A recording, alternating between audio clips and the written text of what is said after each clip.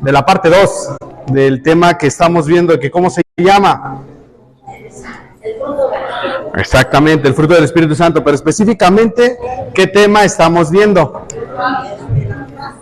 La paz, exactamente. Y vamos a hacer una pequeña remembranza, lo vamos a encontrar en Gálatas 5:22, ¿sale? ¿Quién ya se sabe el orden de cómo nos menciona la palabra el fruto del Espíritu Santo? ¿Quién ya se sabe cómo va en orden? Levánteme su mano. A ver, Marina, vamos a intentarle. Si ya te lo sabes, pasa a ponerlos de forma ordenada. Vamos a esperar un poco, porque necesito que estemos atentos. Vamos a esperar a que la iglesia acabe de saludar al pastor, a la pastora, para que podamos estar atentos.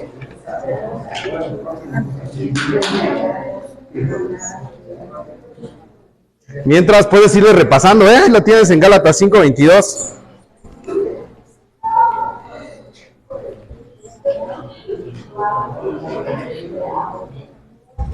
A ver, yo voy a pasar a Marina, vas a poner los primeros 3 sin tu Biblia.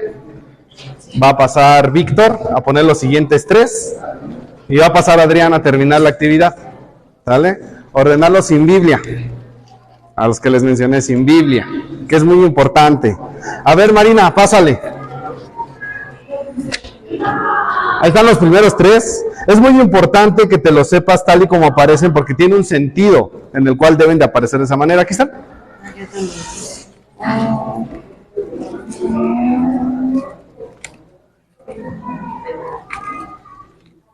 Échame los primeros 3.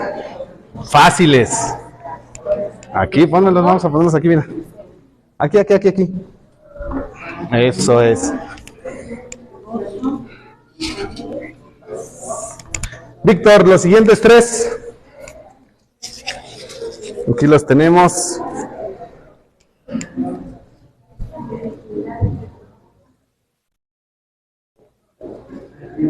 Como tú creas que van, no pasa nada.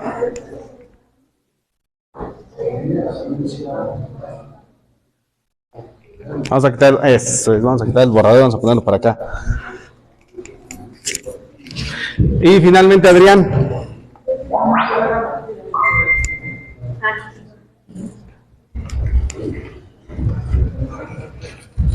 ¿Cómo crees que van?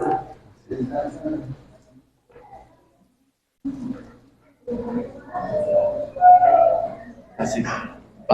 ¿Y qué? ¿Dónde lo encontramos? Vamos a Gálatas, vamos a estar repasando esa parte. Gálatas 5:22. ¿Qué dice Gálatas 5:22? Mas el fruto del Espíritu es amor. Vamos a ver si lo pusieron bien. Amor. ¿Qué sigue? Vamos a ver si es posible. Por lo menos los que vamos ya vimos. Va a costar un poquito de trabajo, pero a ver. Ahí está. Amor. Paz, paciencia, benignidad. Y la paciencia es la que se está cayendo. Ahí está. Paciencia. ¿Cuál sigue? Benignidad. Ajá. Bondad. Ok.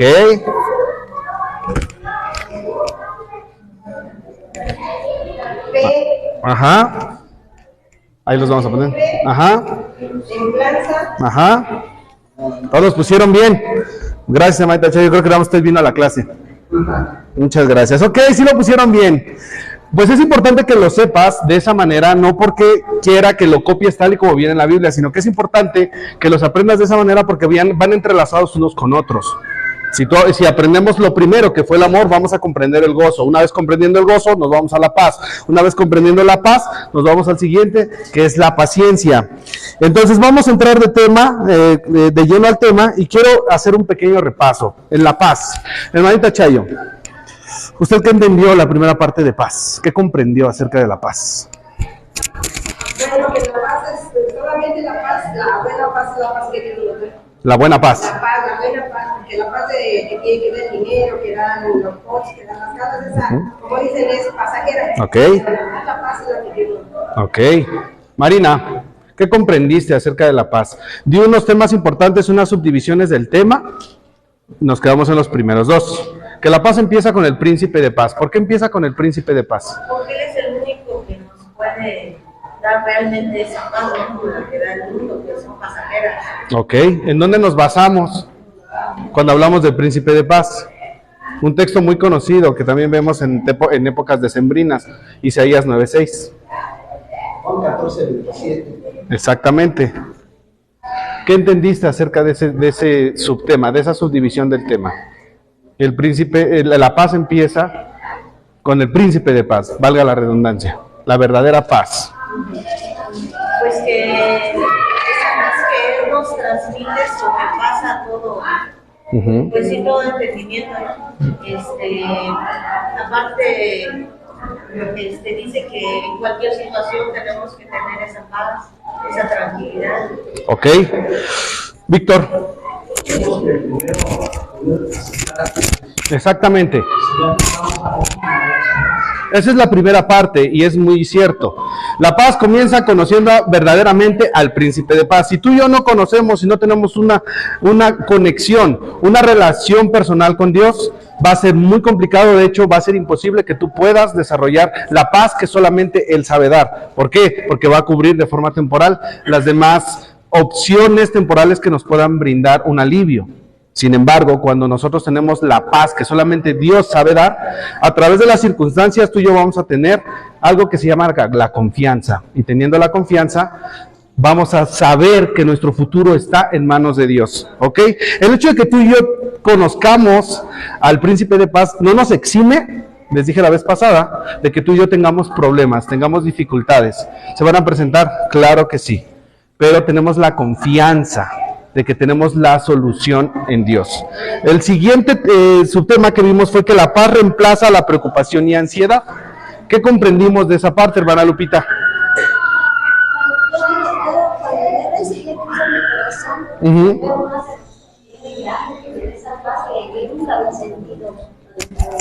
Ok.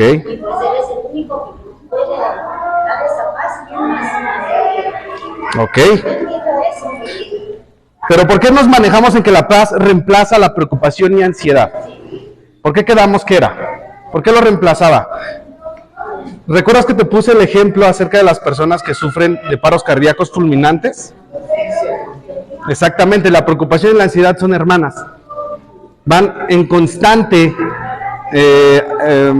van juntas.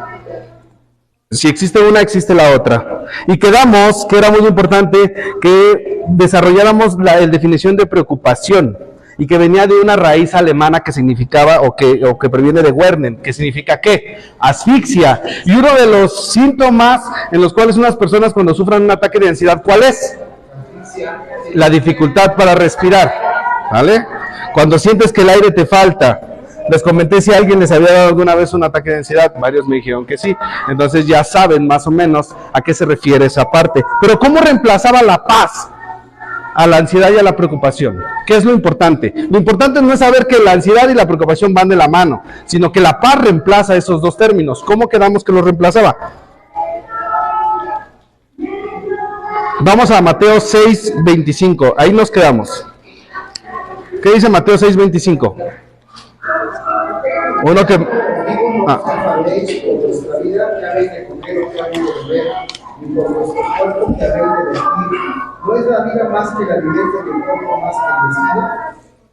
Te lo voy a leer en la otra versión, Mateo 6:25, versión Dios habla hoy.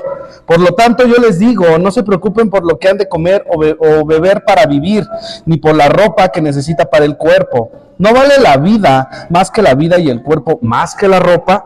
¿Por qué te comenté esta parte? Te puse el ejemplo de que hay personas que, por ejemplo, ahorran mucho para la vejez. Pero ¿qué nos garantiza a nosotros que vamos a llegar a una vejez? Nada nos los garantiza. Ni siquiera, déjame decirte, que conocer a Cristo te garantiza una larga vida. Porque dependen de muchos factores. Sin embargo, mucha gente se preocupa por el que va a ser del día. ¿Cómo voy a sacar mis gastos diarios? ¿Cómo voy a hacer esto? ¿Cómo voy a solucionar esta presión? ¿Cómo voy a solucionar este pendiente? Es que yo estoy pensando a futuro con mis hijos. Estoy pensando en una buena educación. Bueno, ¿y quién me garantiza que yo voy a estar con mis hijos? ¿Quién me garantiza que yo voy a hacer el sostén de forma permanente para mis hijos? Entonces, ¿cómo la paz reemplaza a la preocupación y ansiedad? En que vivamos día a día. En que tú vengas, por ejemplo, hoy que es un día que venimos a alabar al Señor, que sea como el último día que tú vas a vivir.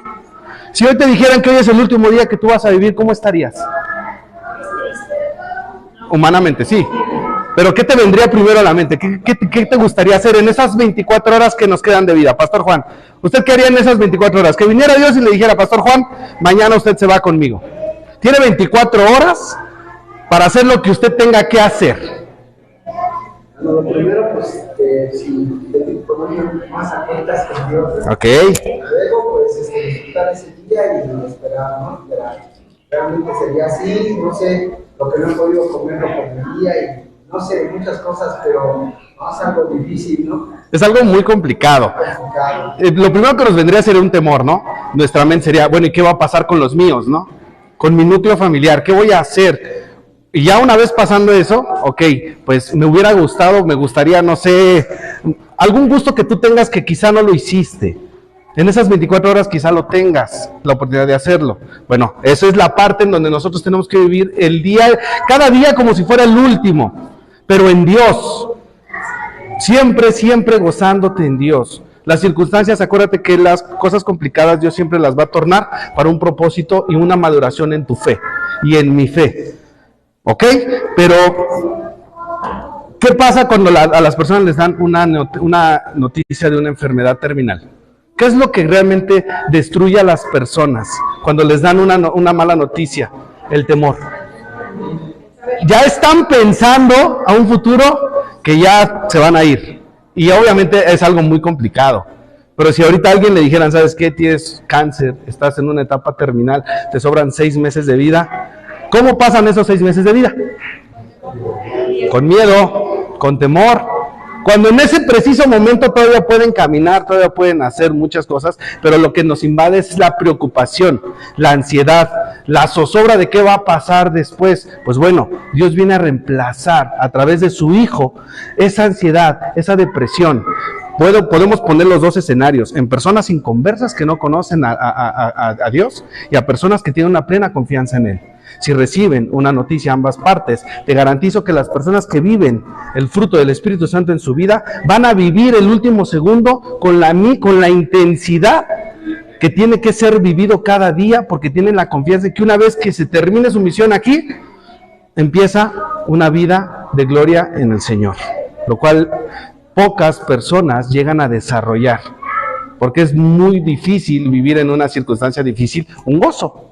Es muy complicado, humanamente así es, porque tenemos una naturaleza humana y es parte de nuestra naturaleza como seres humanos, la preocupación, pero también tenemos una parte, una naturaleza espiritual, que siempre va a querer más de Dios, siempre va a querer más de su Creador, siempre va a querer conocer más acerca de quién lo creó, ¿ok?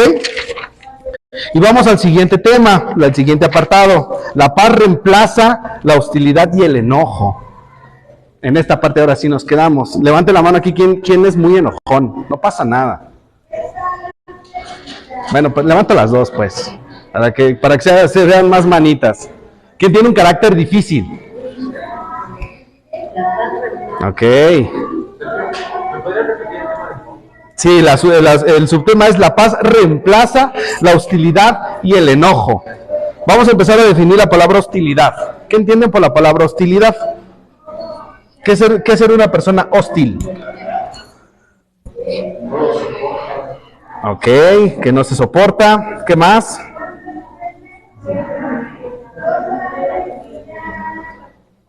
Lulú, ¿qué entiendes por hostilidad? ¿Mande? Ok. Ira, hermana Chayo, ¿qué entiende por hostilidad? Ok, algo que se le venga a la mente. ¿Qué es ser hostil? ¿Qué es ser una persona hostil? Bueno, te va a ayudar Hugo. Hugo, ¿qué entiendes por la palabra hostilidad?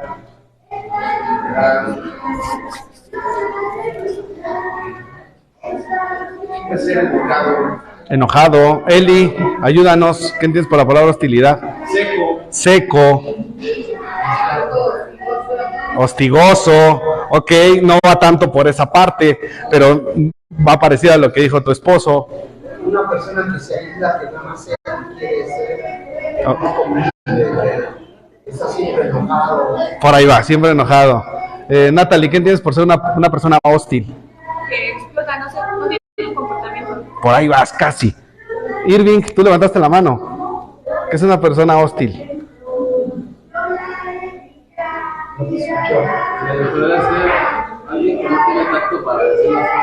Ok, que no tiene tacto. La definición de hostilidad es que es estar a la defensiva todo el tiempo. Una persona hostil es que va a estar a la defensiva absolutamente todo el tiempo.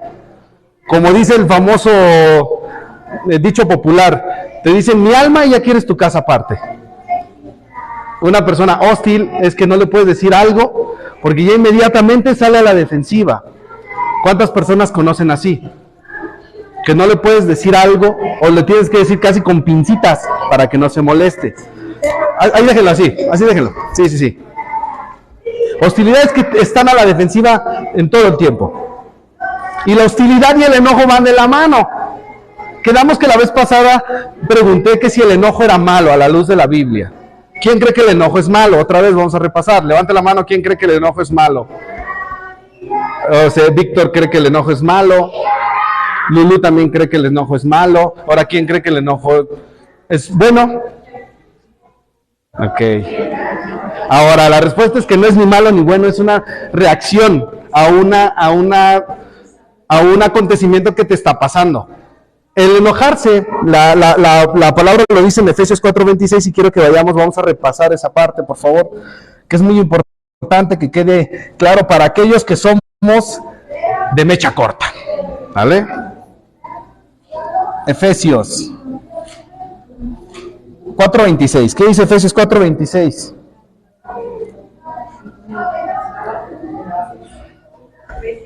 Efesios 4:26, te lo voy a leer en la versión Dios habla hoy, pero viene en tu escritura con otras palabras, pero el sentido es el mismo. Si se enojan, no pequen, que el enojo no les dure todo el día. Ahora, si tú te fijas de esta forma, de forma implícita en la Biblia, está diciendo si se enojan. Está dando la posibilidad de que puedes o no enojarte dependiendo de las circunstancias del día. No está diciendo no debes de enojarte sin importar lo que pases en el día. Está diciendo si se enojan. Porque el mismo escritor, que ¿quién escribió Efesios? A ver, iglesia. ¿Quién escribió la carta a los Efesios? Pablo. Pablo sabía que tenía una naturaleza humana y también a la gente que le daba el mensaje sabía que tenía una naturaleza humana y que dentro de nosotros, de nuestro chip que tenemos, está la parte del enojo. Aquí levante la mano, ¿quién nunca en su vida se ha enojado? Nunca. Ok, de 365 días que dura el año, ¿quién el 50% de esos días pasa enojado?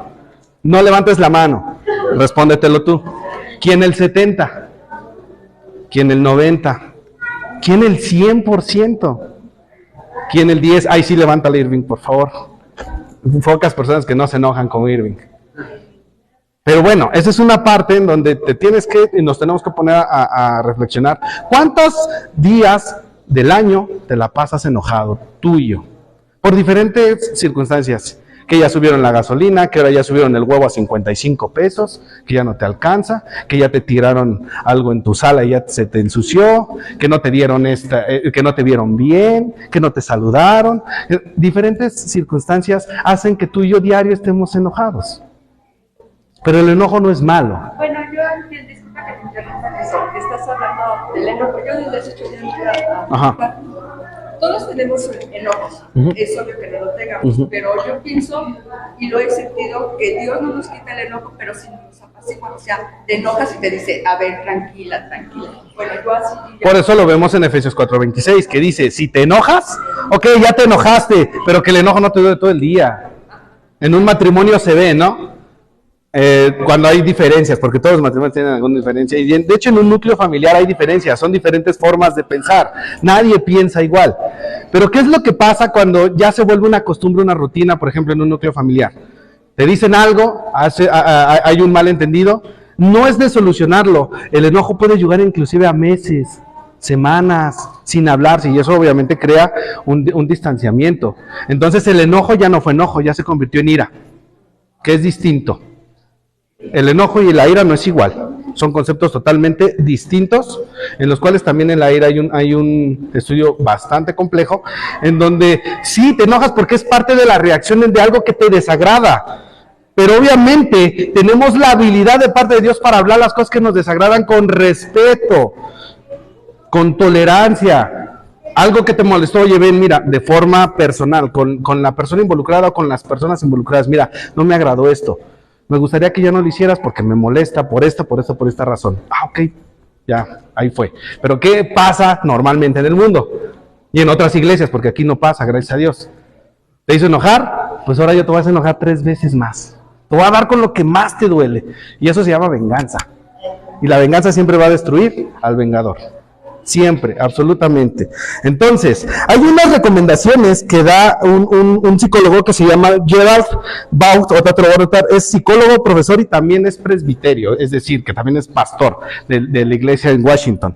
Y da 10 puntos en los cuales tú y yo podemos llevarlos a cabo para saber manejar el enojo a nivel psicológico, a nivel emocional y a nivel espiritual. O sea, está completo, el paquete viene completo. Y me gustaría que apuntaras. Te voy a dar los puntos de una forma muy resumida para que los podamos comprender. Primer punto, percátate qué es lo que te enojó. Y te lo voy a ir explicando. Ajá, percátate qué es lo que te enojó.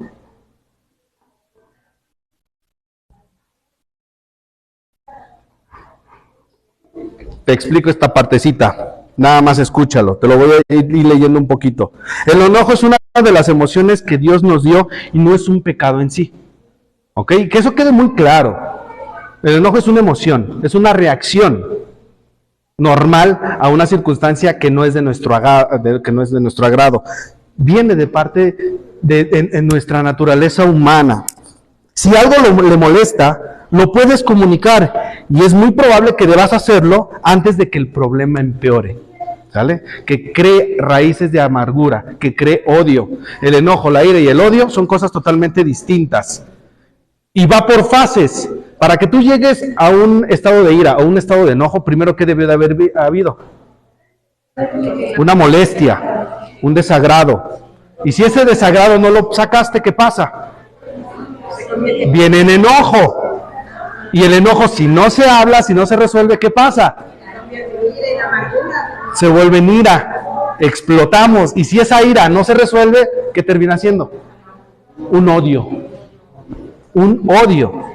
Y si nos vamos etimológicamente a la palabra odio, bueno, es un tema muy extenso con una sola palabra, en donde connotamos que odio ya es el desprecio, el desagrado total hacia alguien o hacia algo, con un deseo negativo. O sea, imagínate hasta dónde puede llegar nuestra mentalidad. En que una circunstancia que no se solucionó, que fue una molestia, terminó en un odio. Y eso es lo que quiebra las iglesias, eso es lo que quiebra nuestra vida espiritual, eso es lo que quiebra nuestra paz. Una pequeña molestia que no es resuelta. Que muchas veces son problemas que no deben de trascender a más. Pero nosotros somos expertos en hacerlos trascender a donde no debe de llegar. ¿Ok?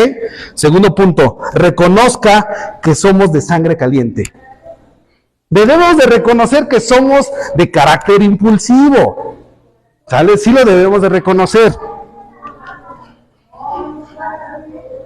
Y te voy a explicar la partecita, te voy a leer lo que sigue.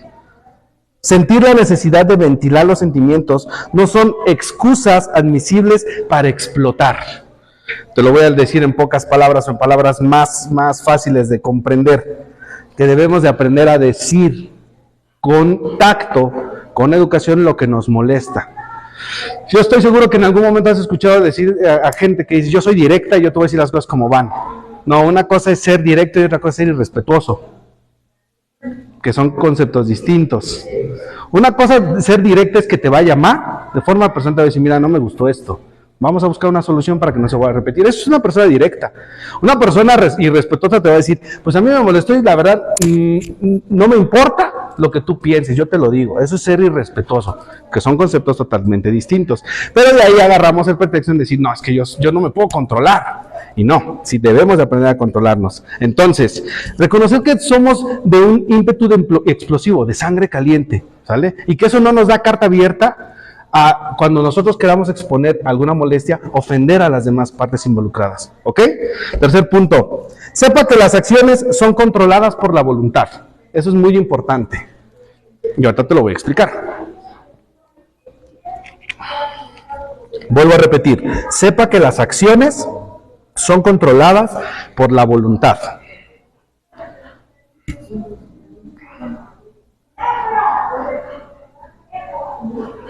¿Ya lo tienen? ¿Ya lo copiaron? Ok, escucha lo que dice esta parte. Es posible decidir controlar las conductas de enojarse o no.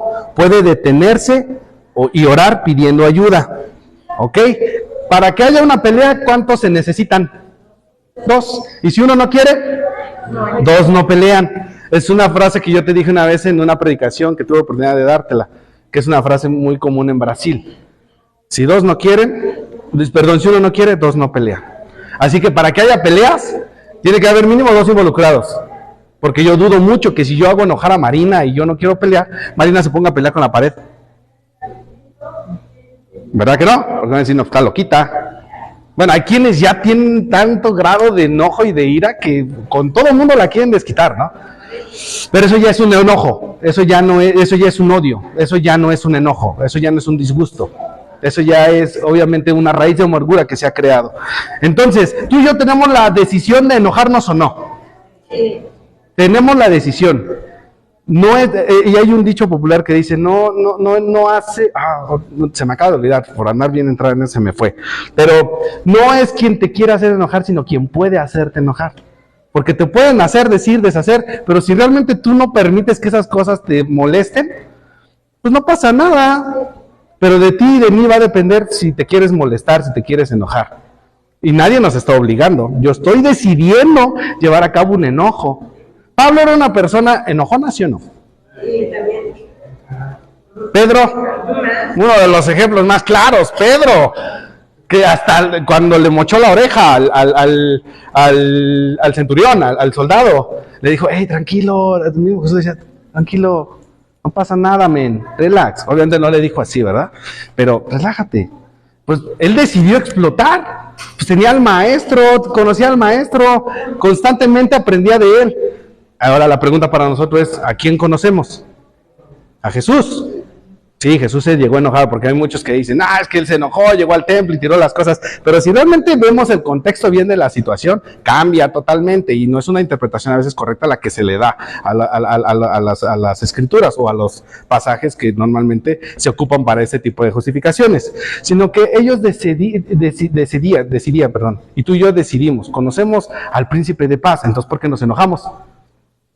¿Cuál crees que es la respuesta?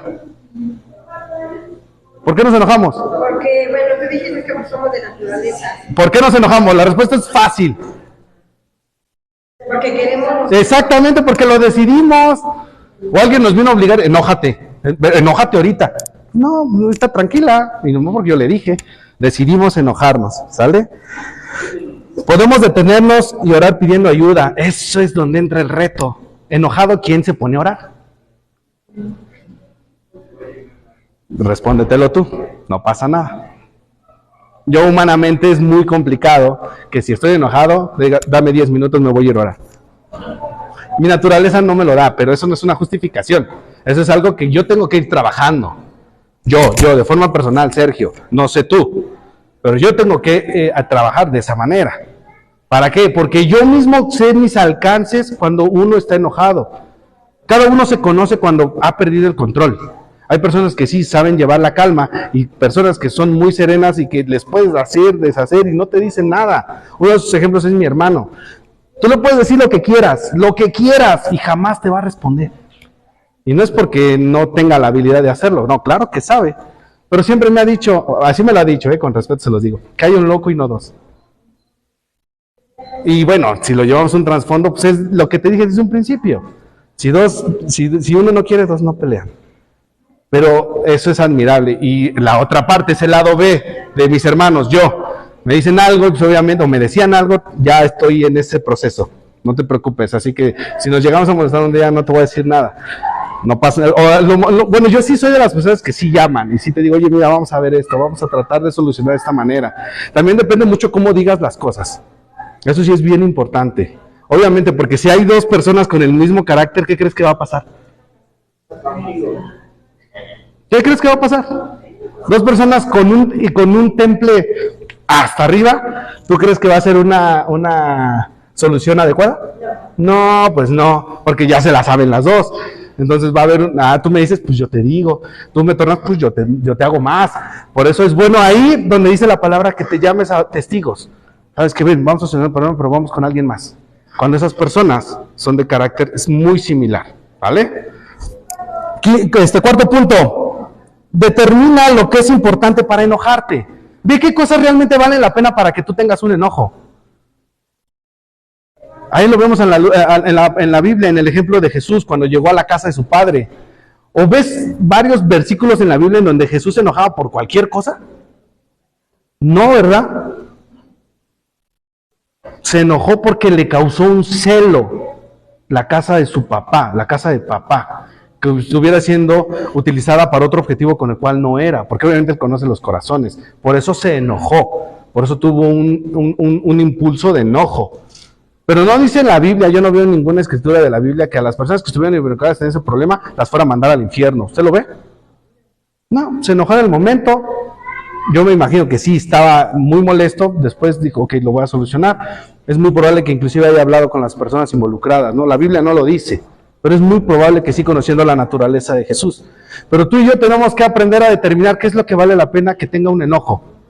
¿Vale? Hay cosas que sí te van a generar un enojo de forma indiscutible, que tienes que pasar por ese proceso emocional de un enojo. Una pérdida de un empleo en donde tú eras una persona responsable y te dicen, ¿sabes qué? Estás despedido. ¿A poco vas a salir riéndote? No, vas a salir molesto, vas a salir enojado. Si algo le hacen a tus hijos, a tu familia, pues obviamente que realmente requiere un enojo, pues te vas a molestar, te vas a enojar. Pero enojarnos por todo y por nada, que porque ya pasó la mosca y se paró en él y no se paró en mí, ya me enojé. Que porque y vuelvo al mismo ejemplo, porque ya no me saludaron de esta manera y ahora me saludaron de esta, ya me enojé. No, realmente determinar qué es lo que es importante para enojarse, y te voy a explicar esta parte. No se preocupe así lo dice, por leche derramada, muebles dañados, autos golpeados, por falta de dinero. Más bien, hay lugares apropiados para el enojo, para estudiar la Biblia y orar por sabiduría. ¿Ok? Determinemos qué es lo que vale la pena tener un enojo, que tú hayas tenido esa emoción y que tú y yo hayamos tenido esa emoción. Quinto punto, use su enojo de forma constructiva, lo más complicado. Use su enojo de forma constructiva.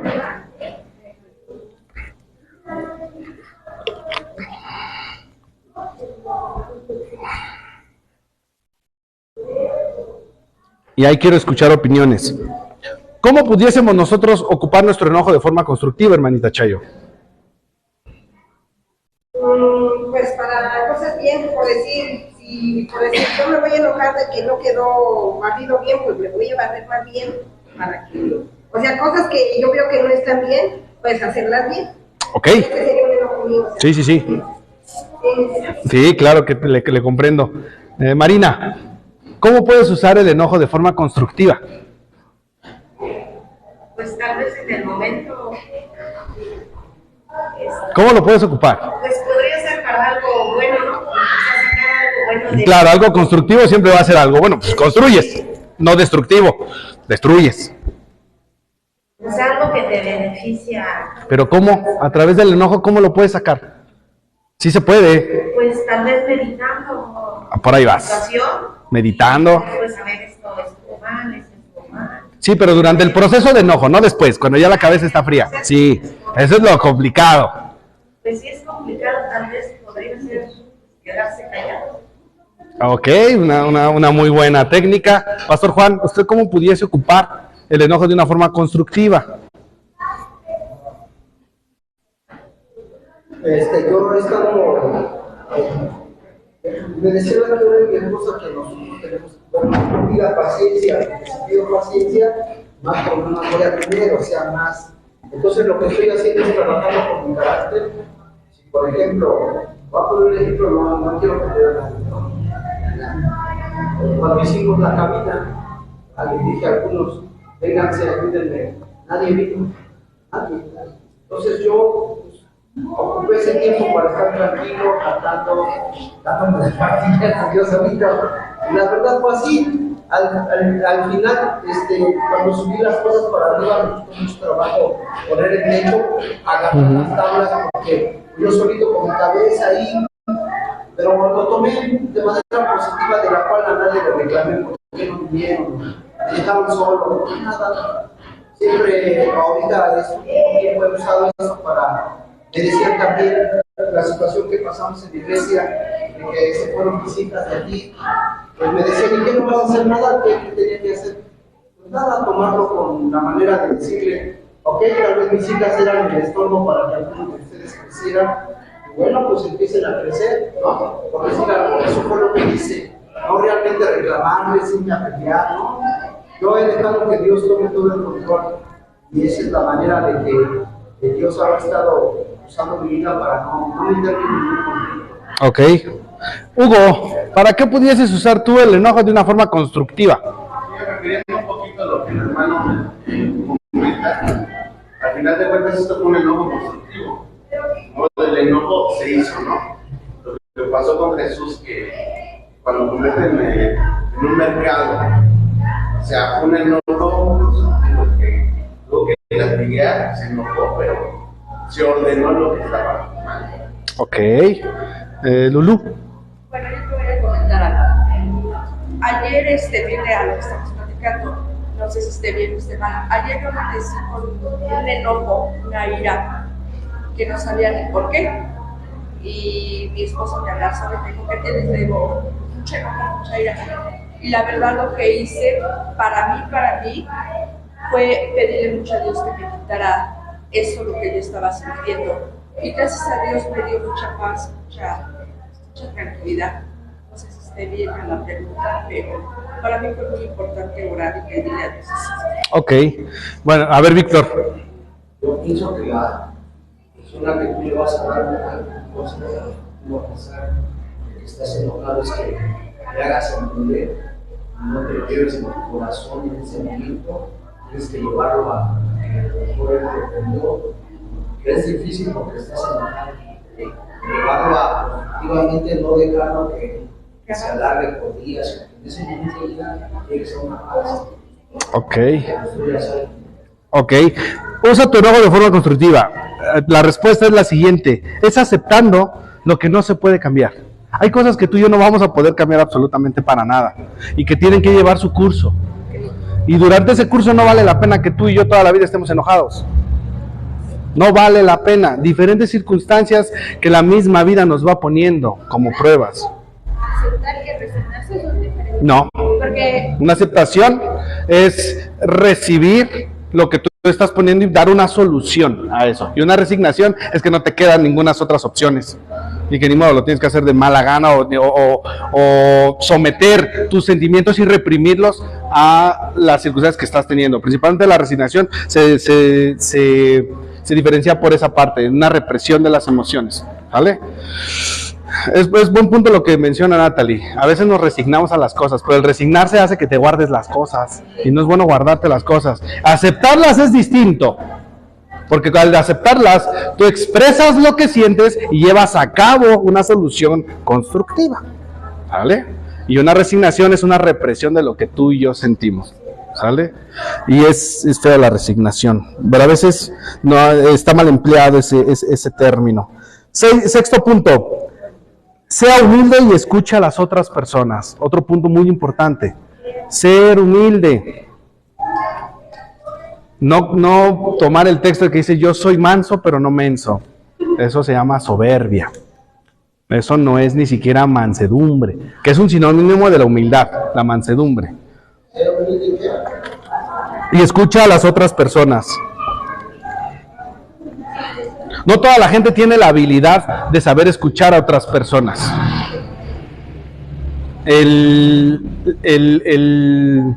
Sí, la habilidad, el don, por así decirlo, ¿no?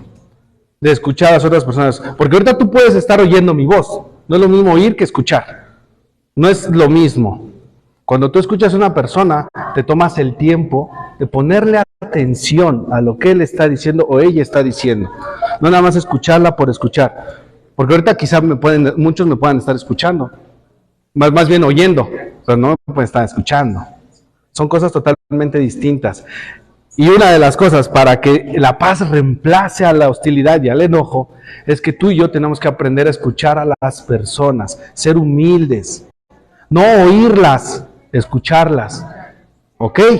Es tomarte un tiempo con ellos. Según la psicología dice que lo tienes que ver fijo a los ojos, prestarles tu atención en el momento que te estén hablando para que ellos puedan sentir que realmente están siendo escuchados. Y realmente cuando platican, yo lo he visto en el transporte público, en diferentes circunstancias que me tocan vivir del diario. Por ejemplo, escucho a las personas platicando, ¿no? Y están con el teléfono. Sí, fíjate. ¿Realmente lo está escuchando? No lo está oyendo. Y a lo mejor ni no le está prestando atención. Ser humilde y escuchar a las otras personas, ¿qué quiere decir en otras palabras? Que tenemos que descartar totalmente en nuestra vida el orgullo, porque muchas veces te va a tocar platicar, escuchar a personas que quizá te hayan provocado algún malestar, algo que no te haya gustado al 100%, y honestamente, ¿quién escucha a las personas que les causan una irritación, una molestia?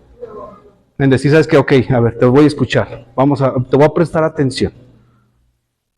Es pocas veces. Pero aquí lo que destierra totalmente esto es el orgullo. Ser humildes y escuchar a otras personas. Séptimo punto. Pida perdón. Ese fue el 6. El 7. Pida el perdón de los ofendidos por nuestra ira explosiva. Ya se nos fue. Patinamos bien feo y nos caímos. Acuérdate que una de las cosas que yo te comenté o que te he comentado es que las decisiones que tú hagas, sean buenas o sean malas, no nada más vas a ser el único afectado tú. Va a haber más afectados, va a haber un beneficio o un daño a terceros. Siempre. Las decisiones no nada más es decir, pues nada más es una decisión mía y hasta ahí se queda. No, porque de forma implícita o de forma explícita afectamos de forma buena o negativa a terceras personas. Pide el perdón de los ofendidos por tu ira explosiva.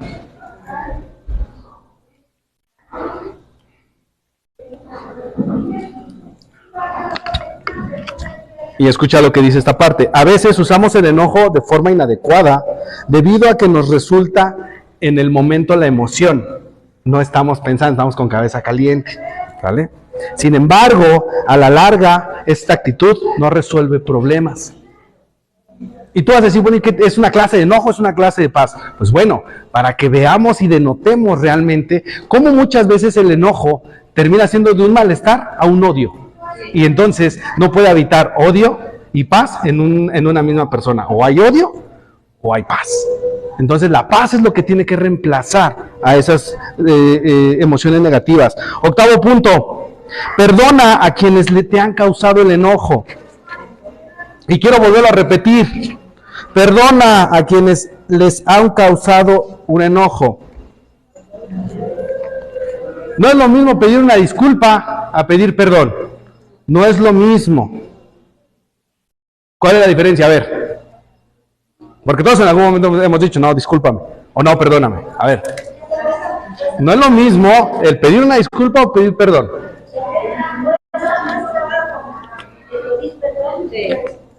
Ok. Pues siempre hay discúlpame, pero un perdón va más allá, o sea, ¿A qué va más allá? Lo que estoy diciendo, cuando una persona pide perdón, va más allá de humildad, que tu corazón no tienes que humildad. Pedir disculpas. Ok, por ahí va. Nada más vamos a aterrizar ahorita un poquito la idea. A ver. El que pide una disculpa es aquel que le cuesta aceptar el error. Y el que pide perdón es el que acepta el error. Ok, ya la estás armando un poquito más. A ver, Pastor Juan, ¿por qué no es lo mismo pedir perdón que pedir disculpas? No, pedir disculpas es muy simple. Y pedir perdón sale del corazón. Pero hay disculpas que también salen del corazón. Pero eso sí como que La- Yo creo que lo que dijo Adrián es algo muy acertado. Es cuando ya lo analizas, que realmente ofendiste a una persona o dañaste a alguien. Ok, es cierto, pero la gran diferencia entre el perdón y una disculpa es que tú vas a recordar lo que te hicieron sin dolor. Esa es la gran diferencia entre el perdón. Porque muchas veces han escuchado la frase de que perdonar es olvidar. ¿Es realmente olvidar el perdón? No, es recordar, pero que no te cause un dolor, que no te cause un enojo, que no te cause una molestia, que no te cause un sentimiento negativo. Ok, sí, me hizo esto, pero ya no pasa nada, quedó en el olvido. Válgala, parece que como que me estuviera contradiciendo, pero no me estoy contradiciendo, sino que la cicatriz, una herida dejó una cicatriz. Pero esa cicatriz, si yo no la abro, no me va a causar más dolor, no me va a causar un problema. Además de que el perdón es una decisión. Yo decido si quiero pedirlo o no, y también yo decido si quiero tomarlo o no. ¿Ok?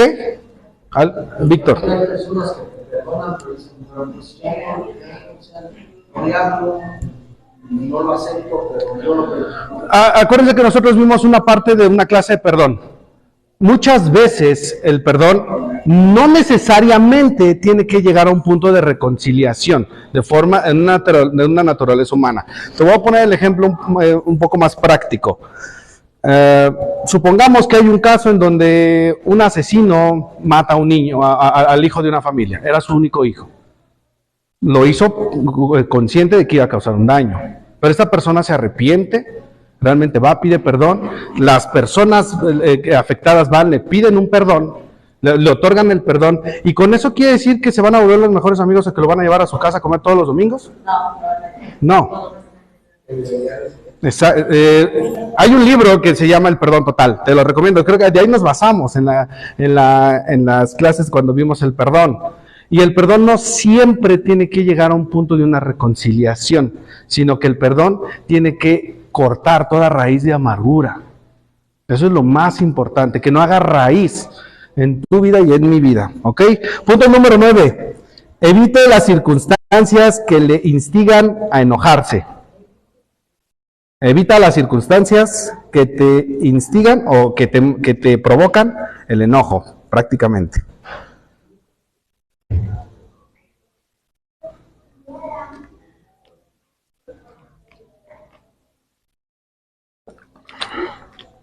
¿Qué nos quiere dar a entender eso? Que si algo sé que me enoja, pues no voy a ir a hacerlo. Pues si no, entonces el que por su gusto muere, hasta la muerte le sabe, ¿verdad? Dice un dicho popular. Evitar lo que realmente nos causa una molestia. Pero entender realmente qué es lo que me está causando un enojo. Porque de ahí van a decir, no, es que a mí me causa enojo el hermano Sergio, ya me voy del hermano Sergio. No, vamos a comprender bien cómo es la circunstancia aquí. Lo que te provoca realmente un malestar, un enojo. ¿Ok? Y te lo voy a leer. Por ejemplo, el alcohol afecta la inhibición en el cerebro, causando muchas veces explosiones de ira, violencia y asesinato. Entonces, o las personas que se drogan, las personas que están bajo algún efecto de algún fármaco que provoca que obviamente sus emociones no puedan ser controladas y hagan de algo una catástrofe. ¿Por qué creen que las personas alcohólicas que no tienen un dominio propio, que de hecho no hay ningún alcohólico que tenga dominio propio, porque si no, no fueran alcohólicos, ¿por qué terminan muchos en violencia? ¿Por qué creen? Porque el mismo alcohol o la misma sustancia que están usando es lo que los obliga a eso. Exactamente, y porque no hay un dominio propio principalmente, ¿sale? Evitar las circunstancias que nos instigan el enojo, ¿sale? Y último, cultive, el fruto del espíritu. Cultive el fruto del espíritu. ¿Qué significa la palabra cultivar? No. Cultivar. ¿Qué es cultivar? Eli. Primero, para que yo ya tenga un naranjo, ¿a poco de vino de fábrica ya me lo dieron? ¿Cuál? Preparar la tierra, preparar nuestro corazón, en que realmente lo que tú y yo vamos a recibir es palabra de Dios. Después, ya preparamos nuestro corazón. ¿Qué sigue? En un ámbito de siembra, ya preparé la tierra. ¿Qué sigue? Echar la semilla. Ya preparaste tu corazón, ya preparé mi corazón. Ok, empiezo a leer la escritura. Después, ¿qué sigue? Respecto a... Abonarla y echarle agua para que aquella semillita germine y salga. En un ámbito espiritual, vivir la palabra. Después, ¿qué sigue? Que ya crece aquel, pero vamos a poner, yo voy a sembrar un garbancito. Y preparo mi tierra. Le echo su abonito, luego le echo su papita, y ahí va creciendo. A un crecimiento. Luego ya vamos a cultivar porque ya van a ser, crece y ya va a salir el fruto de aquello que sembraste. Preparas tu corazón, estudias la palabra, vives la palabra, compartes la palabra y empiezas a dar un fruto. ¿Ok? Todo va con un proceso. No vamos a poder tener una paz que solamente da Jesús o el Espíritu Santo, una paz sobrenatural que tiene control bajo todas las circunstancias, cuando apenas, ni siquiera muchas veces hay personas que conocen la palabra. Y en la iglesia popular, en la iglesia actual, hay muchas personas, hay muchos creyentes que escuchan la palabra, pero no viven la palabra. Hay mucha gente que ha escuchado de Jesús, pero no cree en Jesús, que son cosas totalmente distintas. Y es donde nosotros tenemos que preparar de una forma espiritual mi vida y tu vida, para que cuando las circunstancias se presenten complejas, nosotros sepamos que tenemos aquel que solamente da una paz duradera, perpetua, ¿ok? Y el último punto, la paz te va a ayudar a resolver el estrés. El estrés. Ya voy a terminar. La paz te va a ayudar a resolver el estrés.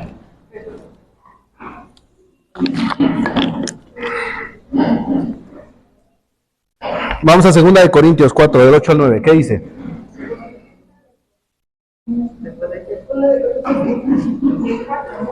Segunda de Corintios 4, del 8 al 9.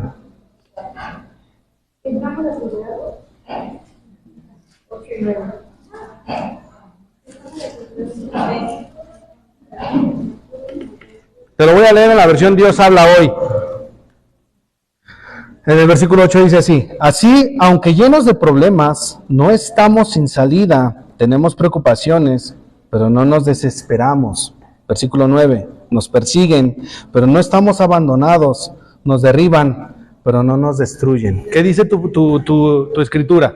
En la versión que tú tienes ahí, en la Reina Valera, ¿sí, Hugo? Que estamos atribulados en todo, mas no angustiados, en apuros, mas no desesperados, perseguidos, mas no desamparados, derribados, pero no destruidos. Hugo, nueva traducción viviente, échamela. Por todos lados nos presionan las dificultades, pero no nos aplastan. Estamos perplejos, pero no caemos en la desesperación. 9. Somos perseguidos, pero nunca abandonados por Dios.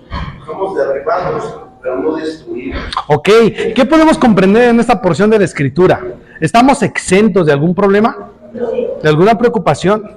¿De algún conflicto? ¿De alguna mala experiencia? ¿Pero qué? ¿Cuál es la respuesta que da según 2 de Corintios 4, 8 y 9? Tú la acabas de dar, Hugo.